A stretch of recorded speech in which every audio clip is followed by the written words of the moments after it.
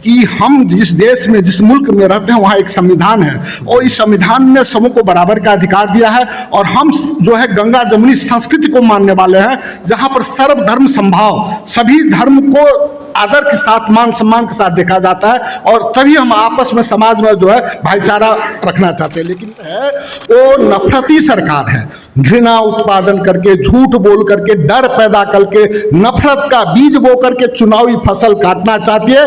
इसीलिए बार बार पहली चरण के चुनाव में जब देख लिया है भाजपा कि हम पीछे हो रहे हैं, तो अभी दूसरी चरण के चुनाव में आप देखिए कि नफरती बयानबाजी, ध्रुवीकरण की सोच, ये सब आगे ला करके रख दिया है। तो हमेशा से ध्रुवीकरण की राजनीति करके चुनाव जीतना चाहती है। लेकिन हम कहते हैं कि देखिए, वो कभी 80% को 20% से खतरा दिखाते, कभी 20% को 80% से खतरा दिखाते। हम कहते हैं कि नहीं, न हिंदू खतरे में है, न मुसलमान खतरे में है, न ईसाई खतरे में है, न गीता खतरे में है, न कुरान खतरे में। अगर खतरे में कोई है तो युवाओं का भविष्य खतरे में है, छात्र नौजवानों का भविष्य खतरे में, आने वाले बच्चों का। मनोज कुमार मिश्र, जिला कांग्रेस अध्यक्ष मधुबनी। जी, आप कांग्रेस के अध्यक्ष हैं, क्या कहेंगे? मधुबनी लोकसभा से राजद को टिकट दिया गया है और अली अशरफ फातमी यहाँ से चुनाव लड़ रहे हैं, क्या लग रहा है, कैसी रणनीति चल रही है? चुनाव इंडिया गठबंधन बड़ी मजबूती के साथ चुनाव लड़ रहा है और इंडिया गठबंधन ये चुनाव जीतेगी। कारण ये है कि ये जो राष्ट्रीय सरकार, मोदी सरकार है, उसने विकास के नाम पे लोगों को महंगाई दिया। जहां लोगों को विकास दिखानी चाहिए थी तो विकास नहीं दिखा करके सिर्फ महंगाई आ गया।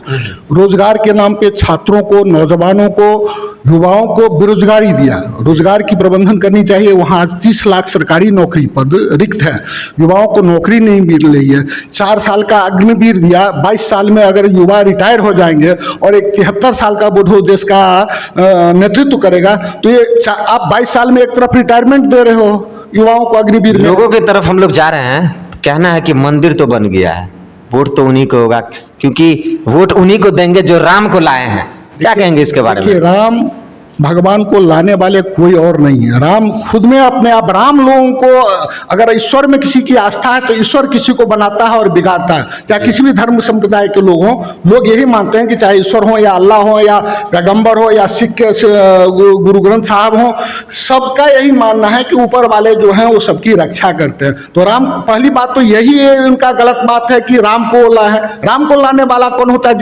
जिसने पूरी दुनिया को, पूरी देश को, पूरी लोगों को यहाँ पर जो है ये किया, उनको आप लाने वाले कौन होते हैं? राम सबके आराध्य देव हैं, राम में सबको आस्था है। लेकिन एक बात मान लेना चाहिए कि हम जिस देश में, जिस मुल्क में रहते हैं, वहाँ एक संविधान है और इस संविधान ने सबको बराबर का अधिकार दिया है। और हम जो है गंगा जमुनी संस्कृति को मानने वाले हैं, जहाँ पर सर्वधर्म समभाव, सभी धर्म को आदर के साथ, मान सम्मान के साथ देखा जाता है और तभी हम आपस में समाज में जो है भाईचारा रखना चाहते हैं। लेकिन ये जो सरकार है वो नफरती सरकार है, घृणा उत्पादन करके, झूठ बोल करके, डर पैदा करके, नफरत का बीज बो करके चुनावी फसल काटना चाहती है।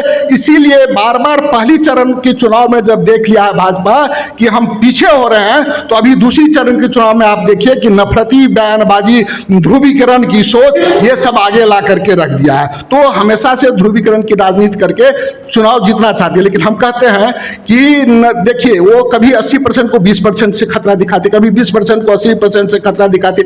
हम कहते हैं कि नहीं, न हिंदू खतरे में है, न मुसलमान खतरे में है, न ईसाई खतरे में है, न गीता खतरे में है, न कुरान खतरे में। अगर खतरे में कोई है तो युवाओं का भविष्य खतरे में है, छात्र नौजवानों का भविष्य खतरे में, आने वाले बच्चों का कल खतरे में। सुन रहे हैं कि इस बार 400 पार होगा। 400 पार कहां से हो, कैसे हो जाएगा ये बताइए? हम तो ये कह रहे हैं कि 400 पार नहीं, 4 जून के बाद मोदी जी लंबी छुट्टी पे जाने वाले हैं।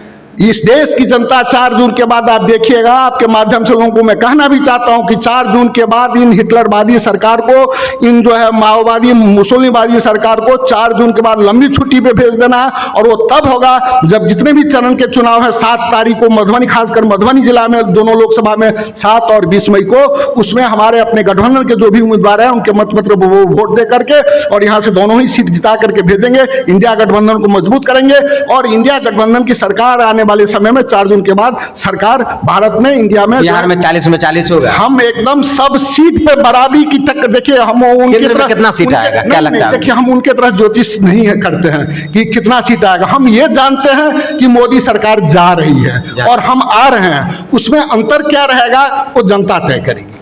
बहुत बहुत धन्यवाद आपका हमारे साथ जुड़ने के लिए, और भी खबरें देखने के लिए जुड़े रहे हमारे साथ, देखते रहे मधुबनी हलचल न्यूज।